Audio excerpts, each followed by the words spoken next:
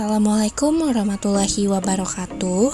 Halo teman-teman, perkenalkan kami dari kelompok 1 ingin mempresentasikan hasil proyek kami yang berjudul Klasifikasi dan Prediksi Sel Kanker Serviks menggunakan dataset Pap smear Cervical Kanker. Tim 1 terdiri dari Hetty sebagai data analis dan saintis, Jauza sebagai project manager, Gilang sebagai full stack developer, dan Mulki sebagai CEO.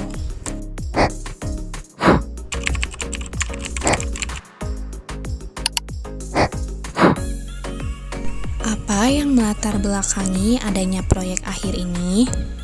Apa yang terlintas di pikiran kalian ketika mendengar kata kanker serviks? Kanker serviks adalah kanker yang menyerang dan muncul pada sel-sel di leher rahim.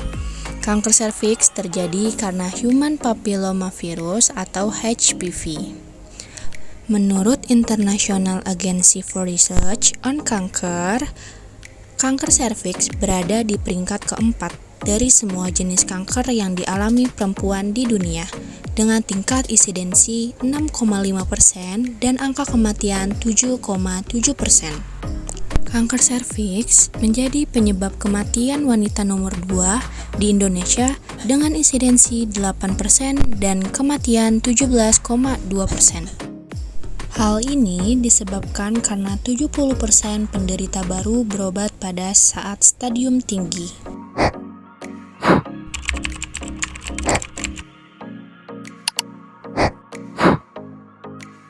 Oke teman-teman, kita akan lanjutkan pembahasan. Kali ini kita akan membahas mengenai AI Project Cycle. Teman-teman juga pastinya sudah pada tahu dan paham mengenai alur dari AI Project Cycle ini. Nah, ada beberapa alur yang kita pakai. Nah, yang pertama ada problem scoping, yang kedua ada data acquisition, yang ketiga ada data exploration, yang keempat ada modeling, yang kelima evaluation, dan yang keenam ada deployment. Nah, kita akan bahas dan kupas tuntas mengenai alur AI Project Cycle. Nah, kita bahas yang pertama dulu ya teman-teman. Yang pertama ada problem scoping. Ada beberapa tahapan yang kita lakukan di alur ini. Yang pertama ada what. Apa sih what itu? Nah, apa sih yang menjadi masalah utama? Nah, kanker serviks kan menjadi masalah utama ya. Kanker serviks adalah salah satu penyebab utama kematian wanita di dunia yang seringkali terlambat terdiagnosis karena kurangnya teknologi deteksi dini yang akurat dan efisien. Nah, itulah yang mendasari dari apa yang menjadi alasan kita untuk melakukan penelitian. Yang kedua yaitu ada who. Siapa sih yang terdampak oleh masalah ini? Tentunya wanita, karena kita mengangkat kasus kanker serviks. Nah, wanita dari berbagai usia, terutama mereka yang tinggal di daerah dengan akses terbatas kepada layanan kesehatan berkualitas. Nah, yang ketiga yaitu why. Mengapa penelitian ini penting? Jadi, yang mendasari mengapa sih penelitian ini penting dilakukan yaitu pendeteksi dini kanker serviks dapat meningkatkan peluang keberhasilan pengobatan, menurunkan angka mortalitas, dan memberikan manfaat signifikan dan efisiensi diagnosis klinis. Nah, untuk yang keempat yaitu where. Where di mana? Di mana sih permasalahan ini sering terjadi? Masalah kanker serviks ini sering terjadi lebih umum di negara berkembang ya, seperti Indonesia, negara berkembang, di mana program screening rutin tidak tersedia secara luas. Jadi pemerataannya masih kurang, sehingga penyakit kanker serviks ini banyak ditemukan di negara-negara berkembang. Yang kelima yaitu when. Kapan sih solusi ini dibutuhkan? Solusi ini dibutuhkan secepat mungkin untuk meningkatkan tindak deteksi dini yang menekan angka mortalitas kanker serviks. Nah, yang keenam yaitu how. Bagaimana sih cara menyelesaikan masalah ini? Nah, penelitian kami berupaya untuk memberikan solusi untuk mendeteksi kanker serviks secara dini gitu ya teman-teman. Nah, bagaimana sih masalah ini diselesaikan? Nah, dengan mengembangkan model machine learning berbasis dataset PubSmear melalui processing data, pelatihan model yang kita gunakan juga berbagai macam ya teman-teman, salah satunya CNN, DNN, dan yang lainnya. Nah, kita juga memvalidasi menggunakan matriks performa dan implementasi dalam sistem pendukung keputusan medis. Langkah berikutnya yaitu data acquisition. Pada proses ini, kegiatan yang dilakukan adalah mengumpulkan data-data yang diperlukan pada penelitian kami atau pada proyek kami. Kelompok kami mencari serta menggunakan dataset yang bersumber dari Kaggle. Kaggle itu apa sih? Kaggle merupakan sebuah platform yang menyediakan berbagai dataset yang berkualitas untuk dipergunakan dalam bidang pendidikan, penelitian, ataupun hal yang lainnya. Nah, teman-teman, kita lanjutkan ke langkah berikutnya, yaitu data exploration. Pada proses ini, kami melakukan pemeriksaan, menganalisis dataset yang telah kami dapatkan. Hal ini digunakan untuk mendapatkan dataset yang dapat digunakan dan bisa kami lanjutkan pada tahap berikutnya. Jadi dataset yang kita dapatkan kan tidak langsung jadi kita lakukan data exploration. Nah, pada proses ini juga dilakukan berdasarkan tahap eksplorasi data, seperti yang pertama eksplorasi data awal, yang kedua pemrosesan data, yang ketiga visualisasi data, dan yang keempat output dataset. Tahapan modeling. Pada proyek ini, kami menggunakan beberapa algoritma dan model pembelajaran mesin untuk mendukung tujuan utama, yaitu mendeteksi gambar dan mengklasifikasi data sel kanker serviks. Setiap algoritma memiliki keunggulan dan kekurangannya masing-masing, dan kita terapkan sesuai dengan kebutuhan analisis kita. Berikut adalah algoritma yang digunakan. Pertama ada CNN, DNN, MobileNet, EfficientNet, B0, dan Naive-Bayes. Tahapan berikutnya yaitu evaluation. Nah, pada tahapan ini dilakukan pengujian kinerja model yang telah kami rangkai. Serta pada tahapan evaluasi model ini kami mendapatkan hasil akurasi, loss, precision, recall, dan F1 score. Akurasi ini digunakan untuk mengukur proporsi dari seluruh prediksi yang benar, positif maupun negatif terhadap keseluruhan data yang ada. Selanjutnya yang terakhir ada deployment. Deployment merupakan proses mengirimkan serta menjalankan aplikasi perangkat lunak pada lingkungan produksi, sehingga dapat digunakan oleh pengguna akhir. Ada beberapa fitur yang dapat diakses oleh kita. Yang pertama ada menu Home, yaitu tampilan awal dari website. Yang kedua, menu About. Yang ketiga, menu Prediksi. Dan yang keempat, ada menu Tim. Pada setiap menu tentunya memiliki peran dan fungsinya masing-masing.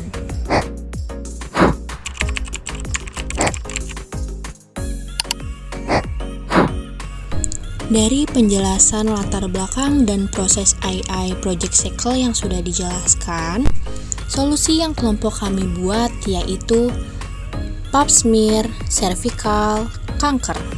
PubSmear Cervical Kanker ini merupakan aplikasi berbasis web yang kelompok kami rancang dengan menggunakan teknologi AI yang dapat mendeteksi dan memprediksi sel kanker serviks untuk membantu pencegahan dini.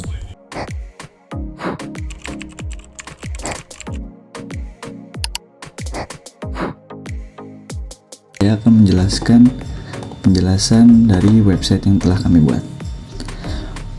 Penggunaan model pada website yang kami gunakan itu menggunakan Convolutional Neural Network atau CNN.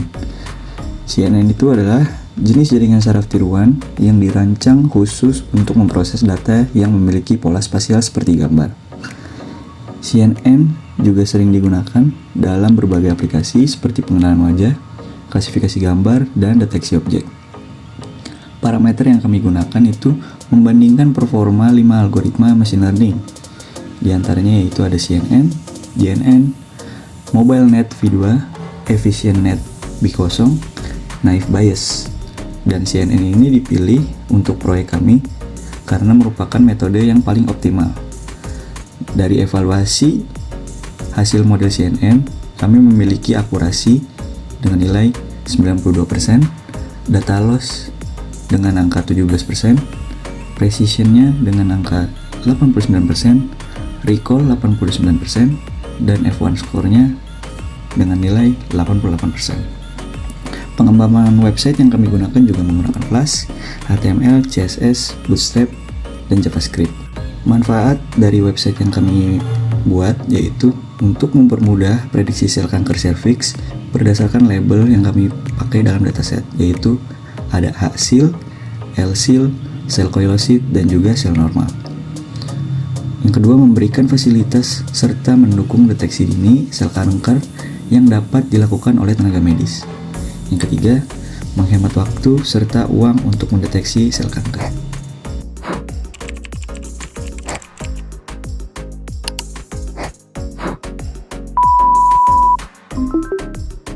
Sekarang masuk ke bagian demo website vital smear cervical cancer.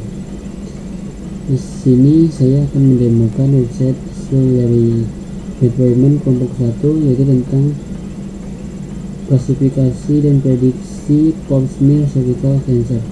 Sebelumnya di sini di navbar ini ada tentang home, about, prediksi, dan tim. Selanjutnya kita masuk ke about. Di sini ada 3, yaitu deskripsi, terus kegunaan, keunggulan. Penelitian ini bertujuan untuk mengembangkan repository data citra pap smear sebagai upaya deteksi dini kanker serviks. Rutin ini mencakup pembuatan dataset berbasis medical image yang dapat diakses oleh peneliti untuk analisis dan pengembangan teknologi. Terus ada kegunaan. Website ini dirancang khusus untuk membantu klasifikasi dan prediksi kanker melalui citra medis. Platform ini juga mendukung upaya deteksi dini dan penilaian risiko kanker untuk membantu memahami hasil diagnosis dengan cepat dan akurat. Terus keunggulannya itu kita menggunakan algoritma CNN, dipilih karena memiliki akurasi tinggi dan klasifikasi gambar medis, kemampuan ekstraksi fitur visual yang kuat. Ini juga lebih adaptif pada dataset besar, memungkinkan identifikasi pola visual spesifik pada kanker serviks. Sekarang kita masuk ke bagian AI prediksinya. Di sini kita masuk ke ini dulu ininya, test filenya. Terus kita pilih ini, kita pakai yang hasil. Di sini kitanya misalkan kita hasil, terus kita mulai prediksi. Nah, sini gambarnya ya prediksi sebagai hasil ya. Kalau jalan AI nya, coba lagi kita ganti kelas yang lain.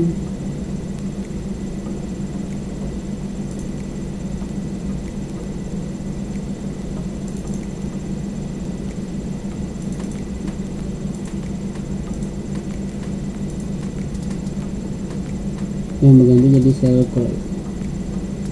Terus di sini ada tim project yang berperan.